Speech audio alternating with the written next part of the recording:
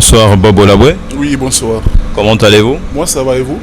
Alors, oui, ça va. Avec vous, nous allons parler en ce qui concerne la gestion et la communication au niveau du comité de l'équipe de riposte au coronavirus.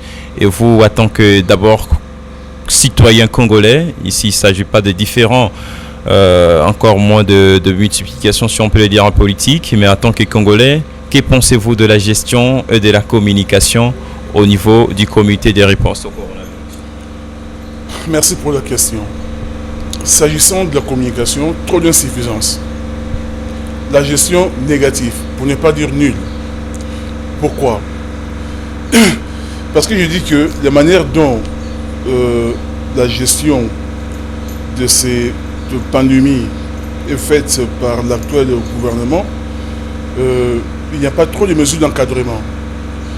On nous dit que nous sommes en guerre contre un ennemi invisible, c'est vrai. Coronavirus, c'est vraiment un ennemi invisible qui détruit beaucoup de vies. Mais si le pays est en guerre face à un ennemi, c'est tous les Congolais, c'est tout le peuple qui doivent apporter leur contribution dans cette guerre-là. Mais on a comme l'impression que l'État congolais a laissé vraiment le peuple se battre tout seul, alors que lui n'est pas là. Je prends un exemple. Aujourd'hui, par exemple, on nous dit que la Régie des eaux et la SNED seront gratuites pendant 2 mois. Mais en même temps, au niveau de la Régie des eaux et au niveau de la SNED, on ne prend pas des mesures d'encadrement. Rien. On nous dit par exemple que le taximan doit mettre 3 personnes dans le taxi, pas 4. Oui, mais en même temps, on ne sait pas par exemple baisser le prix de l'essence. Donc on a comme l'impression que tout le poids est laissé entre les mains de la population. Ailleurs, par exemple, lorsque aux États-Unis, on met plus de 2 000 milliards de dollars pour faire face à cette pandémie. En France, ils sont à 700 millions, quelque chose comme ça. Ici, j'aurais appris qu'ils avaient débloqué 1 800 000. Alors que lorsqu'il a fallu fêter la fête de l'alternance, ils avaient prévu 6 millions. Vous voyez un peu comment est-ce qu'ils ne prennent pas les choses au sérieux.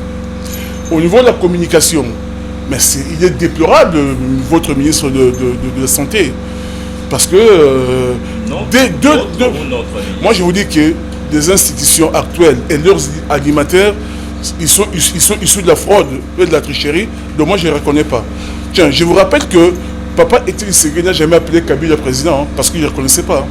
Donc si aujourd'hui, je vous dis que je ne reconnais pas ces institutions, je trouvais ça normal aussi. Donc pour dire seulement qu'au niveau de la communication, trop d'insuffisance. Et la conséquence c'est quoi? Le Congolais lambda aujourd'hui pense que la maladie n'existait pas. Allez circuler un peu dans le Tchangou, partout ailleurs. Ils vivent comme si Corona n'existait pas. Parce que justement au niveau de ce qu'ils devaient communiquer, communiquent très mal. Communiquer mal. Alors, que pensez-vous aussi de la création du Fonds de solidarité nationale créé par le chef de l'État? Comment vous jugez cela avec un petit désintéressement au niveau de la scène? C'est une bonne chose. Il faudrait que, tous les Congolais puissent mettre les mains dans la poche pour faire face à cette pandémie. Mais mettre les mains dans la poche, ça veut dire quoi? Ça veut dire que tous ceux qui ont pillé l'argent, ils doivent remettre l'argent aussi. Quand vous prenez FPI, il y a toute une liste de gens qui ont pris des crédits qui n'ont jamais remboursé. Quand vous prenez cette histoire de la manière dont le 100 jours a été géré, tiens, c'est vrai que Kamel se trouve en prison, mais là aussi on attend, le procès qui aura lieu le 11. Mais si réellement, parce que je ne dis pas que Kamel a détourné, mais si réellement il a détourné, Kamel ne pouvait pas détourner cet argent seul. Il y a tout un réseau autour de lui. Et nous demandons à ce que ce réseau soit démantelé. Si ce réseau passe par celui qui joue le rôle du président, il faut qu'il soit aussi interpellé. Merci Bobola. C'est moi de vous remercier.